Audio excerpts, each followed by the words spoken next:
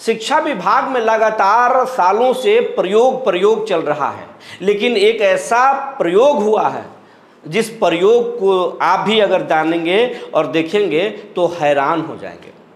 ये संयोग है या फिर प्रयोग है? शिक्षा विभाग का ये कौन सा दुर्दशा है जो अब जिंदों पर नहीं मुर्दों पर भी प्रयोग हो रहा है? और अगर ऐसा प्रयोग होगा तो बिहार के शिक्षा विभाग पटरी पर आएगा या बेपटरी हो जाएगा।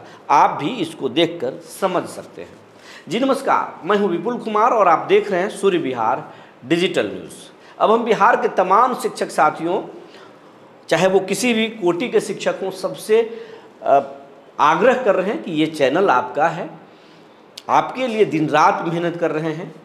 अगर आपको कोई समस्याएं हैं तो आप बेझिझक आप खबर के कमेंट बॉक्स में लिखें। हम आपकी समस्या को मुद्दा बनाएंगे, सरकार तक पहुंचाने की पूरी कोशिश करेंगे। लेकिन एक आशा, एक उम्मीद भी आपसे है कि जितना हम अपने परिवार से प्यार करते हैं उससे कहीं ज़्यादा आपसे करते हैं, ज़्यादा आप पर उम्मीद है। तो अगर अभी तक आप इस चैनल को YouTube पर सब्सक्राइब नहीं किया है तो सब्सक्राइब कर लें, बेल आइकन का दबा लें। आपके बदौलत ही हम 95,300 परिवारों के चैनल बन चुके हैं। अगर आप थोड़ा सा मेहनत कर लेंगे तो लाख का आंकड़ा ये चैनल तुरंत पार होगा और आपकी संख्या तो करीब 6 लाख है। 40 लाख परिवार आपसे जुड़े हुए हैं। तो जल्द से जल्द इस चैनल को अपना प्यार आशीर्वाद दीजिए। अब खबर आपको हम विस्तार से बताने जा रहे हैं। शिक्षा विभाग में जो प्रयोग का खेल चल रहा है, अब प्रयोग जिंदों पर नहीं मुर्दों पर भी हो रहा है। और ये शब्द सुनकर आप चौंक रहे होंगे, लेकिन चौंकिए मत, ये सच है। और ये कोई और नहीं, एसीएस डॉक्टर एस सिद्धार्थ के विभाग में हुआ है और आरा जिला में हुआ, भोजपुर में हुआ है। भोजपुर जिला में ई शिक्षा कोष ऐप जिसमें ऑनलाइन तरीके से हाजिरी बनाया जाता है, उस ऐप में हाजिरी नहीं बनाने पर और स्थापना डीपीओ की लापरवाही पर जो है एक मुर्दा शिक्षक, मरे हुए शिक्षक से स्पष्टीकरण कर दिया गया। और एसीएस के इतने काबिल स्थापना डीपीओ जिन्होंने जिंदा को तो स्पष्टीकरण थमाया ही, मुर्दा को भी थमा दिया और कह दिया कि आप स्कूल नहीं आ रहे हैं, आप स्पष्टीकरण दीजिए और अगर आपका संतोषजनक जवाब नहीं रहा तो आपको निलंबित कर दिया जाएगा, आप पर विभागीय कार्रवाई कर दी जाएगी, प्रपत्र क गठित कर दिया जाएगा। अरे ये प्रपत्र क जो है ना, इसको तो आप जानते ही होंगे। प्रपत्र क और एफआईआर दो ऐसा शब्द है सरकारी अधिकारियों का, सरकारी बाबुओं का, जो किसी भी शिक्षक पर या सरकारी कर्मचारी पर ये शब्द अगर बोल दीजिए तो फिर उनका काम बन जाता है। सामने वाला हिल जाता है, गिड़गिड़ाने लगता है, रोने लगता है और बाबू फिर अपने हिसाब से उससे सौदा तय कर लेते हैं। अब ये सौदा के लत जो है ना, अधिकारियों को इस कदर पागल कर दिया है कि जिंदा को छोड़िए मुर्दा को भी ये स्पष्टीकरण कर दे रहे हैं। आरा जिले में, भोजपुर जिले के पीरो विधानसभा में, पीरो प्रखंड में, माफ़ कीजिएगा, पीरो ब्लॉक में जो है एक स्कूल है जहां पर 6 माह पहले एक शिक्षक के देहांत हो गया, निधन हो गया। अब निधन हो गया तो उसकी पत्नी अनुकंपा के आधार पर नौकरी पाने के लिए वहां एप्लीकेशन विभाग में कर दी है और लगातार वो डीपीओ के संपर्क में है, शिक्षा अधिकारियों के संपर्क में है, गुहार लगा रही है कि मेरी नौकरी कीजिए। लेकिन नौकरी तो नहीं हुआ। अब उसके मरे हुए पति पर को स्पष्टीकरण विभाग ने भेज दिया है और कहा है कि आप कहाँ गायब हैं, आप हाजिरी नहीं बना रहे हैं, आपको छोड़ेंगे नहीं, आप जल्द से जल्द जवाब दीजिए। और जब पत्नी को स्पष्टीकरण मिला तो माथा पकड़ लिए, हैरान हो गई और स्पष्टीकरण अब वो अपने साथियों को, सगे संबंधियों को दिखा रही है, कुछ शिक्षकों को भी दिखा दी जो उसके संपर्क में है।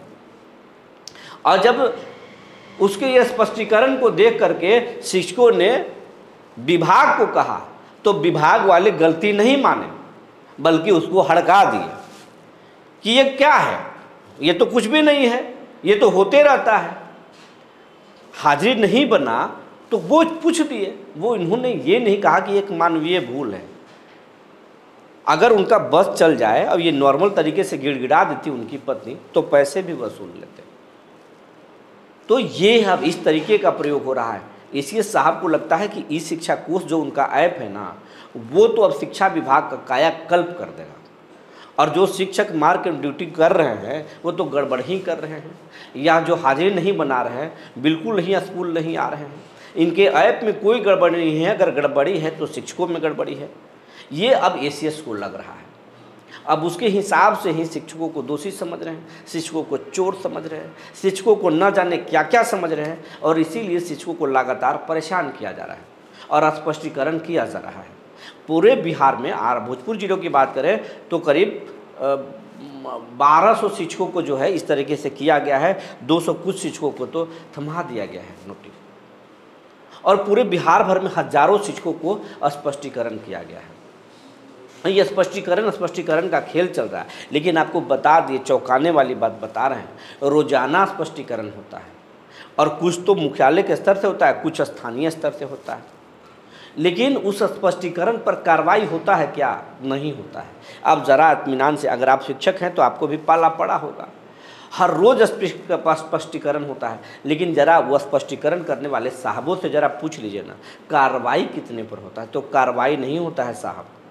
अगर आप पैसे नहीं दिए तो फिर स्पष्ट जवाब जो है वो संतोषजनक पाया नहीं जाएगा, आप पर कार्रवाई हो जाएगी। ये कभी कभी होता है। और अगर पैसे आप दे दिए ना तो जवाब बिल्कुल संतोषजनक हो जाता है। और ये खेल आज से नहीं, सालों से चल रहा है। ये ऐसा नहीं है कि एसीएस डॉक्टर एस सिद्धार्थ आए हैं तब से खेल चल रहा है। डॉक्टर के पाठक आए थे तो खेल बंद हो गया था, उस समय भी चल रहा था। और इन दोनों एसीएस से पहले से भी चल रहा है, ये सालों से चल रहा है। तभी तो बेतिया के जो डीओ साहब थे, उनके यहाँ जब छापे पड़े तो बोरों में भरे हुए नोट मिले थे, मशीन से गिना गया था, करोड़ों के जायदाद मिले थे, कैश मिले थे।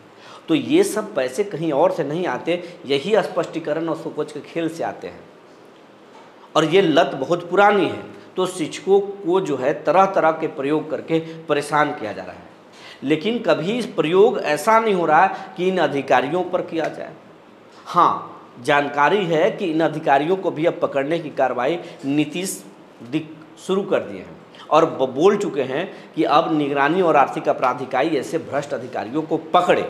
इसीलिए बेतिया के डीओ भी पकड़े गए। डायरी में कई सारे डीओ और डीपीओ के नंबर मिले जिनका जांच चल रहा है इंटरनल। और कई डीओ, हाल ही में पटना के डीओ ऑफिस से एक क्लर्क को पकड़ लिया गया 15,000 रुपये लेते हुए। तो ऐसे बहुत सारे मामले आएंगे। लेकिन जो प्रयोग हो रहा है, ये प्रयोग कुछ कुछ सही हो रहा है, बाकी तो गलत है। अब जिंदों को छोड़िए, मुर्दों पर भी प्रयोग हो रहा है, ये गलत है। ऐसे गलत करने वाले अधिकारियों पर भी ठोस कार्रवाई करने की ज़रूरत है। तभी शिक्षा विभाग पटरी पर आएगा, वरना बेपटरी हो जाएगा।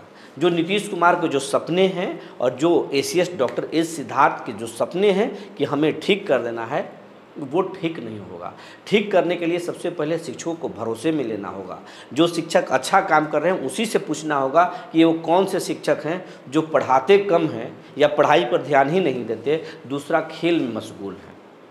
तो शिक्षक ही शिक्षा विभाग की कमी बताएंगे और शिक्षा विभाग की सच्चाई बताएंगे। शिक्षा विभाग में सुधार के लिए सुझाव भी देंगे। तो शिक्षकों को सबसे पहले भरोसे में लेने की ज़रूरत है और उसके बाद ही कुछ प्रयोग करने की ज़रूरत है, तभी ठीक होगा।